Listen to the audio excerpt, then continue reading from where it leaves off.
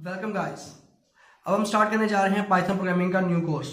इस कोर्स के अंदर हम पाइथन को बेसिक से लेकर एडवांस तक कंप्लीटली अंडरस्टैंड करने वाले हैं। अच्छा, बेसिक से एडवांस का क्या मतलब है? इस कोर्स को मैंने 3 पार्ट में डिवाइड किया हुआ है, 3 पोर्शंस के अंदर। फर्स्ट पोर्शन के अंदर आप क्या करते हैं कि बिल्कुल ऑब्सोलीट बिगिनर्स हैं जो, ठीक है, उनके लिए कोर्स डिजाइन किया हुआ है। फिर mid level, then advance level. तो अब स्टार्ट करने से पहले आपको कुछ चीजें बता दूं कि एक वो स्टूडेंट्स जो पाइथन प्रोग्रामिंग के बारे में बेसिक्स जानते हैं उनके लिए तो अभी फिलहाल इजी होगा।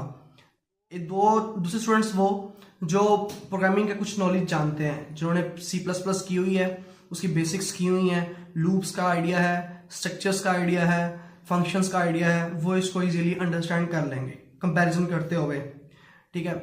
अच्छा, वो स्टूडेंट्स जो बिल्कुल फ्रेशर है, जिनको प्रोग्रामिंग का कोई आइडिया नहीं है, बिल्कुल जीरो लेवल से स्टार्ट करना चाह रहे हैं,